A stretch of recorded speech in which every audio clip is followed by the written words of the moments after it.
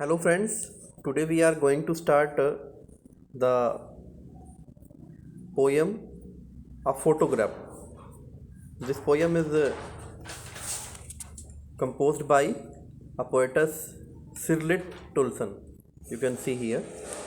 Sirlit Tulson एक poets हैं, इन्होंने इस पोएम को कंपोज किया है और यहाँ पे हम देखेंगे कि क्या क्या है इस पोएम के अंदर. The cardboard shows me how it was.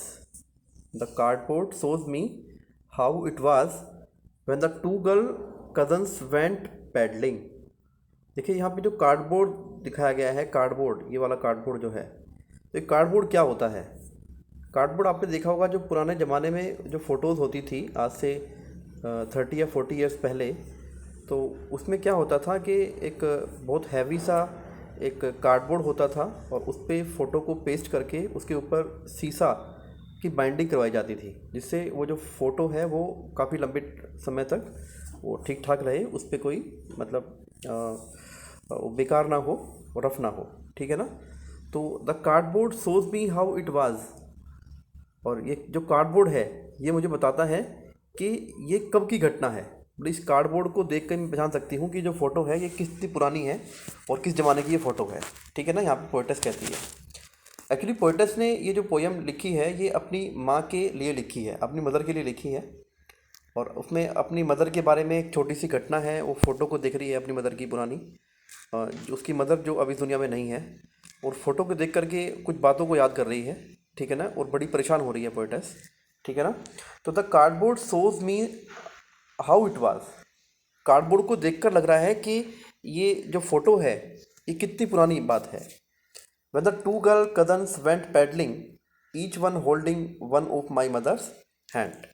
और जब मेरी माँ के साथ, यानी तीन बहनों में मेरी माँ भी थी. ठीक है ना? जब तीन बहनें मेरी माँ के एक बायां हाथ और एक दायां हाथ पकड़ करके पैडलिंग के लिए जाया करती थी. पैडलिंग बोलते हैं, एक्चुअली पैडलिंग होता है जो सी होते हैं जहाँ पे कम पानी होता है और वहाँ पे नंगे पाँव घूमना, that is called paddling. Paddling वैसे बोटिंग को भी कहते हैं. किसी जो नदी होती है, रिवर होती है, उसमें जाके बोटिंग करना, that is also called paddling. लेकिन यहाँ पे जो पैडलिंग का मीनिंग है वो है कि नंगे पाँव किसी इतने पानी में चलना जो मतलब पाँव तक आता हो. ठीक है ना? तो दैट इज़ कोल्ड पैडलिंग. तो ये घटना उस टाइम की है.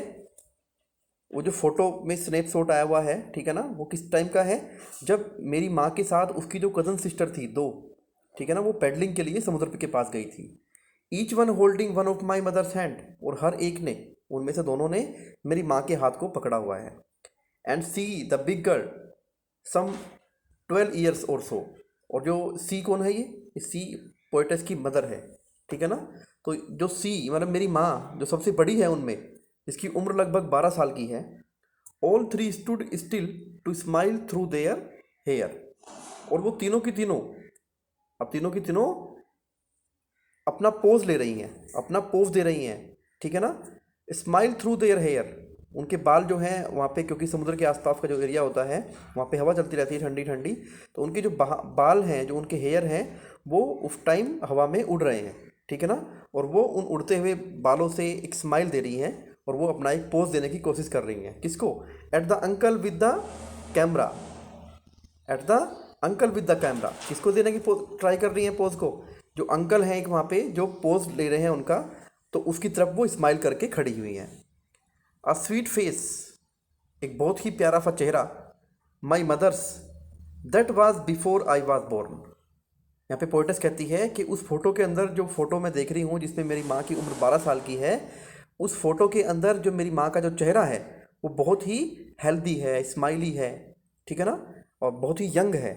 क्योंकि जब हम शादी हम तक जब तक हमारी नहीं होती है, हमारे पास बहुत सारी जो वरीड हैं, बहुत तरह के स्ट्रेसेस हैं, वो हमारे पास नहीं होते. तो हमारा जो चेहरा होता है बच्चों का वो बहुत ही ग्लोफुल होता है. तो ऐसे ही यहाँ पे जो पोएटस की मदर है उसका जो चेहरा है वो उस फोटो के अंदर जो नज़र आ रहा है वो बहुत ही प्यारा सा स्वीट सा फेस है. ठीक है ना?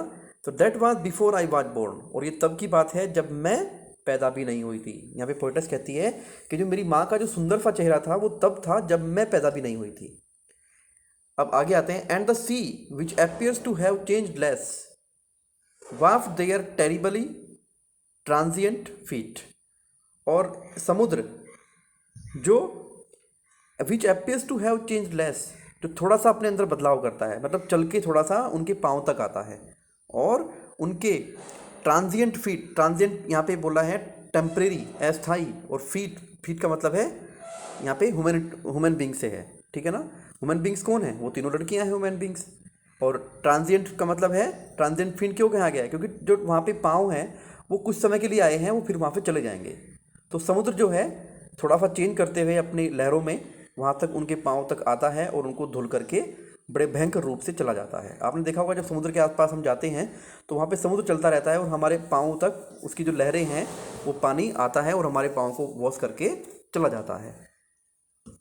Next stanza, some 20-30 years later, लगभग 20 या 30 साल बाद, she would laugh at the snapshot, वो उस स्नैपशॉट को देखकर, यानी वो अब वो जो फोटोग्राफ है वो अब उसकी माँ जो है उस फोटोग्राफ को देख करके, जो बहुत 20-30 साल पुराना था, उसको देखकर हंसती थी, हंसा करती थी। सी बेटी एंड डोली, क्या कहा करती थी कि देखो बेटी और डोली को। बेटी और डोली कौन है, जो ऊपर वाले पहले वाले स्टैंजा में देखा था आपने कि जो उसकी मदर के एक बायां हाथ पकड़ के और एक दायां हाथ पकड़ करके समुद्र पे घूमने गई थी, तो ये उसकी कज़न सिस्टर हैं। किसकी, पोएटस की मदर की कज़न सिस्टर हैं। तो सी वुड से, वो कहा करती थी, and look how they dressed us for the beach, अरे देखो कि हमें जब हमें बीच पे भेजा जाता था, समुद्र पे भेजा जाता था, तो हमें किस प्रकार से कपड़े पहना करके भेजा जाता था, ठीक है ना। तो द सी हॉलीडे, कौन सी सी हॉलीडे, क्या मतलब क्या हुआ, सी हॉलीडे, समुद्र पे घूमने जाने के लिए हॉलीडे, छुट्टी, वो छुट्टियाँ, वाज हर पास्ट, ये अब उनका पास्ट था। किसका, पोएटस की मदर का। माइन इज हर लाफर, और मेरे लिए भी आज मेरी माँ, हंसती हुई माँ, वो भी मेरे लिए एक पास्ट बन चुकी थी, क्योंकि मेरे लिए क्या था, मैं उसकी माँ, अब पोएटस की माँ इस दुनिया में नहीं थी, तो उसकी जो हंसी थी उसकी मदर की, उसके लिए तो उसकी हंसी ख़त्म हो चुकी थी, उसकी मदर पास बन चुकी थी। और मेरी माँ के लिए वो छुट्टियाँ, जो समुद्र की छुट्टियाँ जिसमें बचपन में वो अपनी कज़न सिस्टर के साथ घूमने जाया करती थी समुद्र के पास, वो अब पास बन चुकी थी। Both wry with the laboured ease of loss, both wry, दोनों की दोनों राई डिसअपॉइंटेड हैं। राई का मतलब होता है डिसअपॉइंटेड, निराश होना। With the laboured ease of loss, laboured ease of loss का मतलब है, लेबर्ड कहते हैं मेहनत से कमाई गई कोई चीज़, और ईज आसानी से, ईज ऑफ लॉस आसानी से खोए जाने वाली चीज़ें। तो हमने, क्योंकि हमने यहाँ पे दोनों ने ही, मतलब मेरी माँ ने भी और मैंने भी यहाँ पे बड़ी मुश्किल से कमाई हुई चीज़ों को बड़े ही आसानी से खो दिया है। मतलब मेरी माँ ने उन पलों को खो दिया है जो बचपन में वो अपनी कज़न सिस्टर के साथ कमाया करती थी, और मैंने अपनी माँ को खो दिया है, ठीक है ना। तो यहाँ पे क्या है, both wry with the laboured ease of loss, हम दोनों ने बड़ी मेहनत से कमाई हुई बहुत सारी चीज़ों को बड़ी आसानी से खो दिया है। यहाँ पे आप देख सकते हैं लेबर्ड ईज, ये ऑक्सीमोरोन है, बात करेंगे जब पोएटिक डिवाइस के बारे में तो मैं बताऊंगा आपको डिटेल में। लेबर्ड मतलब मेहनत से कमाई हुई, और ईज मतलब बड़ी आसानी से, तो दोनों एक दूसरे का क्या कर रहे हैं, विरोध कर रहे हैं। तो यहाँ पे ऑक्सीमोरोन ये पोएटिक डिवाइस है। नेक्स्ट स्टैंजा पे आते हैं, now she has been dead nearly as many years as that girl lived and of these circumstances, और अब चूंकि उसको मरे हुए उतने ही साल हो गए हैं जितने कि इस फोटो के अंदर ये लड़की दिखाई देती है, जितनी कि ये फोटो के अंदर ये लड़की दिखाई देती है। अब फोटो के अंदर ये लड़की कितने साल की थी, ऊपर आया था यहाँ पे, वो थी 12 साल की, तो यानी उसकी माँ को मरे हुए कितने साल हो गए हैं, 12 साल हो गए हैं। तो अब चूंकि उसकी माँ को मरे हुए, डेड हुए 12 साल हो गए हैं, चूंकि जितनी उस लड़की की उम्र है उतने ही साल उसकी माँ को मरे हुए हो गए थे। And of this circumstances there is nothing to say at all, और अब इन परिस्थितियों में, क्योंकि उसकी माँ मर चुकी है, अब कहने के लिए कुछ भी बाकी नहीं बचा है। इट्स साइलेंस साइलेंसिस, क्योंकि मौत के बाद सब कुछ चुप हो जाता है। मौत के बाद क्या हो जाता है, जब किसी की मृत्यु हो जाती है तो उसके बाद कोई किसी को कहने सुनने वाला नहीं होता। और मृत्यु के बाद, मृत्यु एक ऐसी चीज़ होती है, एक ऐसी इंसिडेंट है किसी भी इंसान के जीवन में जिसको उसको एक्सेप्ट करना ही होता है। जो इस दुनिया में आया है तो वो जाएगा ही जाएगा। तो हमें ऐसा नहीं करना चाहिए कि किसी दूसरे की मृत्यु से हम अपने जीवन को जीना छोड़ दें, ऐसा हमें नहीं करना चाहिए। हाँ, दुख सभी को होता है, जैसे कि यहाँ पे पोएटस बड़ी निराश है अपनी माँ की मृत्यु को लेकर के, लेकिन वो कर कुछ नहीं सकती है। तो ऐसी कंडीशन में यहाँ पे पोएटस बोलती है कि there is nothing to say at all, it's silence साइलेंसिस, क्योंकि मृत्यु के बाद सब चुप हो जाता है, सब कुछ शांत हो जाता है। तो now we will talk about the poetic device of this poem. इस पोएम में कौन कौन सी पोएटिक डिवाइसेस हैं उसके बारे में बात करेंगे छोटा सा। देखिए, एक पोएटिक डिवाइसेस होती है alliteration. Alliteration, wait a minute,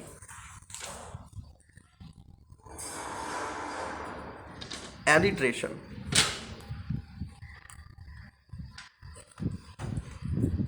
इस एलिट्रेशन पोएटिक डिवाइस को हमें रटना नहीं है, हमें समझना है। एलिट्रेशन पोएटिक डिवाइस वहां पे होती है जहां पे टू अल्फ़ाबेट रिपीट होते हैं। सेम यहाँ पे देखेंगे अभी हम, जैसे कि आप देख सकते हैं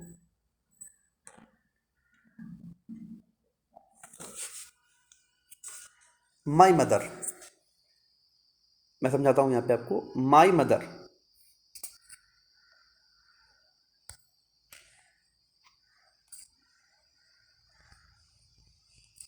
you can see here my mother, यानी एम और फिर मदर में भी एम आया है, ठीक है।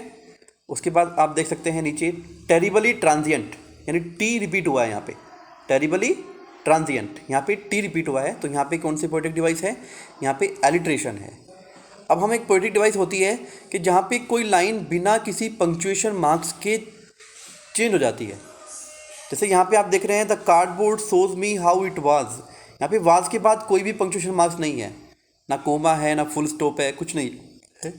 तो यहाँ पे आप नीचे आएंगे, आप you can see here also their hair, यहाँ पे देयर हेयर के बाद एकदम से लाइन चेंज हो गई, यहाँ पे भी कोई पंक्चुएशन मार्क्स नहीं है। फिर नीचे आते हैं आप, जो सेकंड स्टैंजा है, सेकंड स्टैंजा में पूरा का पूरा जो सेकंड स्टैंजा है इसमें कोई पंक्चुएशन मार्क्स नहीं है, सिर्फ लास्ट में आके फुल स्टॉप है। और फिर ऐसे यहाँ पे आते हैं many years circumstances and at all, यहाँ पे आप देख सकते हैं यहाँ पे कोई पंक्चुएशन मार्क्स नहीं है, ईयर्स के बाद भी नहीं है और सर्कमस्टांसिस के बाद भी नहीं है।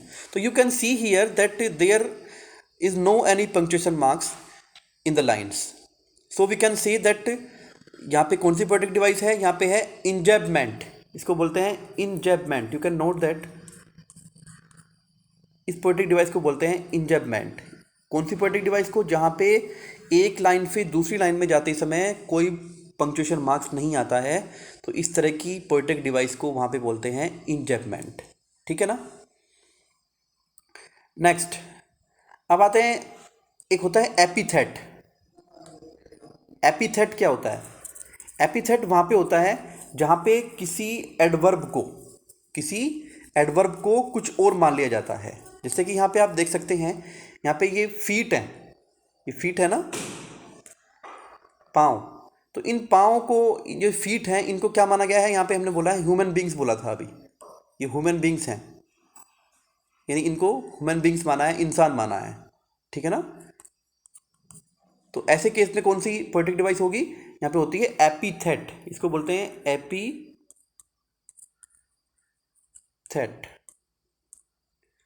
ओके। अब आते हैं ऑक्सीमोरॉन पे। जब मैं पढ़ा रहा था आपको तो बीच में बताया था आपको कि यहाँ पे लेबर्ड एंड ईज 2 बार रिपीट हुआ है, और लेबर्ड और जो ईज हैं ये दोनों ही वर्ड एक दूसरे का विरोध करते हैं, ओपोजिट हैं, लेबर्ड और ईज, ठीक है ना, और ये एक साथ रिपीट हुए हैं। तो ऐसी कंडीशन में जहाँ पे दो विरोधाभास शब्द एक साथ रिपीट होते हैं, तो वहाँ पे ऑक्सीमोरॉन फिगर्स ऑफ स्पीच होता है। कौन सा अलंकार होता है, ऑक्सीमोरॉन, ठीक है ना। तो यहाँ पे लेबर्ड का मतलब क्या है, कठिन परिश्रम, इजी का मतलब क्या है, आसानी से, तो दोनों का रिपीट क्या हुआ, अपोजिट हुआ ना। तो यहाँ पे ऑक्सीमोरॉन फिगर्स ऑफ स्पीच है, ऑक्सीमोरॉन पोएटिक डिवाइस है, ठीक है ना।